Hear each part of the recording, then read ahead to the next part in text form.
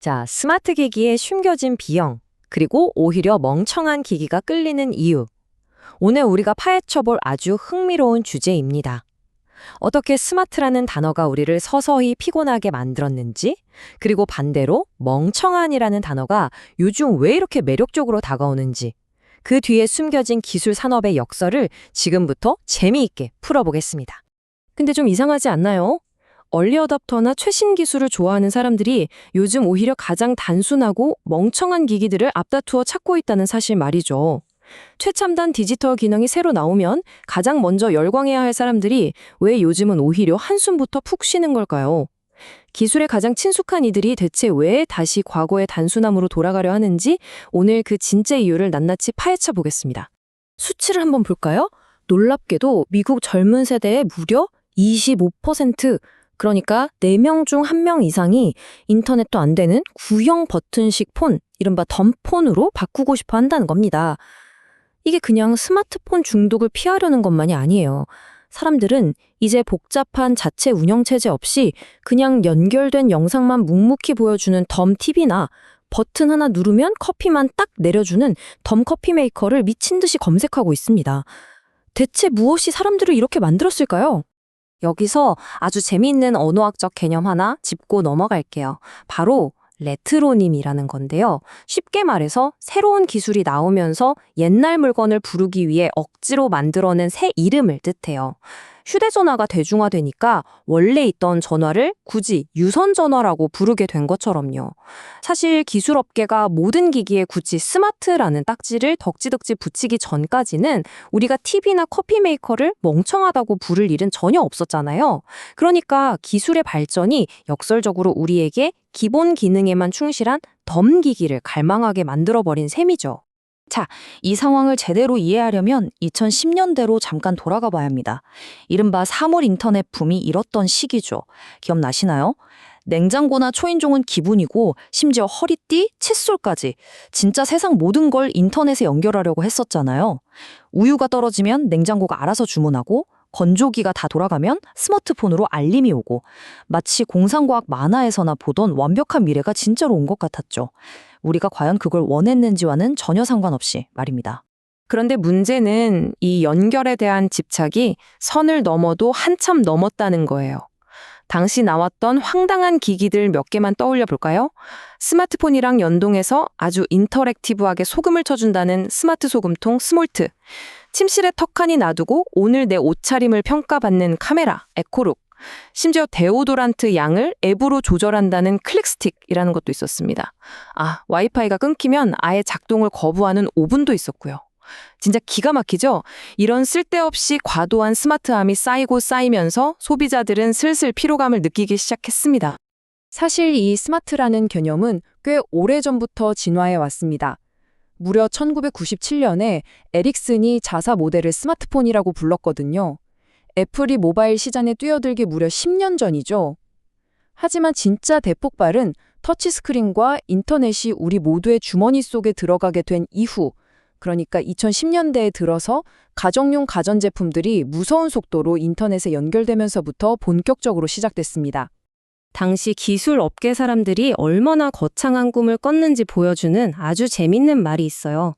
저명한 컴퓨터 과학자 앤드류 웅이 이런 말을 했습니다. 미래의 내 손주들이 2016년에는 전자레인지에 안녕 하고 인사했는데도 기계가 아주 무례하게 가만히 무시했다는 사실에 어리동절해 했으면 좋겠다고요. 기계와 인간이 아주 자연스럽게 대화하는 멋진 미래를 꿈꾼 거죠. 하지만 현실은 어땠을까요? 우리는 고작 전자레인지랑 인사 좀 나누겠다고 그 수많은 번거로움을 감수할 준비가 안 되어 있었던 겁니다.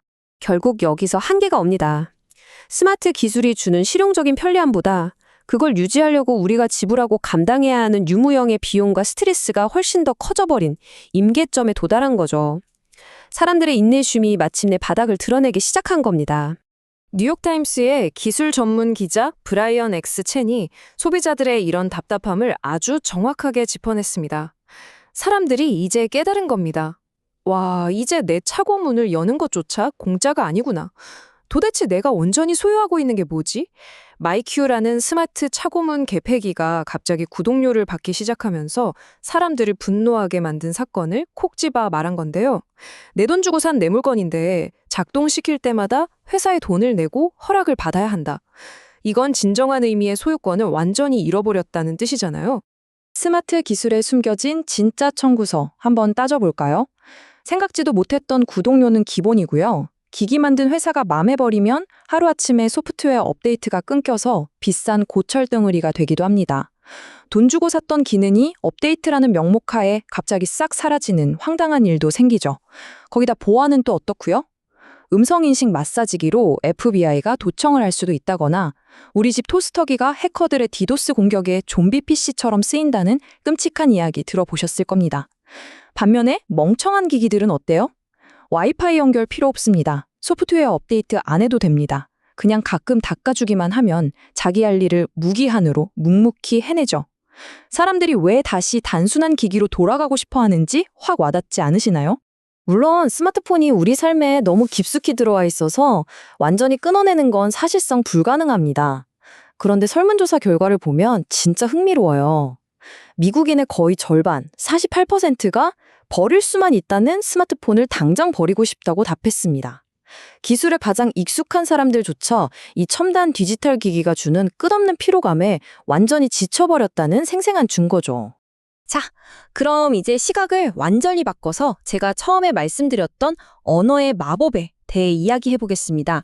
스마트와 멍청함이라는 단어의 역사를 파헤쳐보면 진짜 기막힌 아이러니가 숨어 있거든요. 이 어원을 알게 되시면 우리가 왜 이런 피로감을 느끼는지 무릎을 탁 치게 되실 겁니다. 과거의 사전적 의미를 한번 들여다볼게요. 오랫동안 영어에서 dumb, 즉 멍청하다는 단어는 원래 말을 못하는, 반응이 없는, 조용한 상태를 뜻했습니다. 식당에서 아무 말 없이 음식만 묵묵히 위층으로 올려주는 소형 승강기를 더머웨이터라고 부르는 것처럼요. 어리석다는 의미가 생긴 건 나중 일이죠. 반대로 스마트의 원래 뜻은 뭐였을까요? 똑똑하다? 아니요. 놀랍게도 날카로운 고통을 뜻하는 말이었습니다. 16세기쯤 되어서야 그 찌른한 듯한 예리함이 지능이랑 연결되면서 비로소 똑똑하다는 의미로 진화하게 된 겁니다. 자, 여기서 아주 멋진 결론이 나옵니다. 현대의 기술이 기가 막히게도 우리를 이 단어들의 원래 사전적 의미로 되돌려 놓았다는 겁니다. 복잡한 기능, 매달 빠져나가는 구독료, 시도 때도 없이 울리는 알림음, 이 스마트한 기기들이 우리에게 끊임없이 진짜 날카로운 고통을 주고 있잖아요. 반면에 멍청한 기기들은 쓸데없는 요구 없이 아주 축복받은 침묵을 우리에게 선사하고 있습니다. 온갖 것들이 우리의 주의를 뺏으려드는 이 시끄러운 세상에서 묵묵히 자기 일만 하는 조용한 기기야말로 어쩌면 가장 똑똑한 선택일지도 모르는 거죠. 마지막으로 여러분께 이 질문을 하나 던지며 오늘 이야기를 마무리해볼까 합니다. 지금 여러분의 집안에 있는 그 수많은 스마트 기기 중에서 남몰래 여러분에게 고통을 주고 있는 건 과연 무엇인가요? 오늘 함께 살펴본 내용들을 떠올리시면서 여러분의 거실, 주방, 그리고 당장 주머니 속에 있는 기기들을 한번 완전히 새로운 시선으로 바라보시면 좋겠습니다. 편리함이라는 이름 아래 우리가 지불하고 있는 진짜 대가가 뭔지 한 번쯤 깊이 생각해보는 시간이 되셨길 바랍니다. 함께 해주셔서 감사합니다.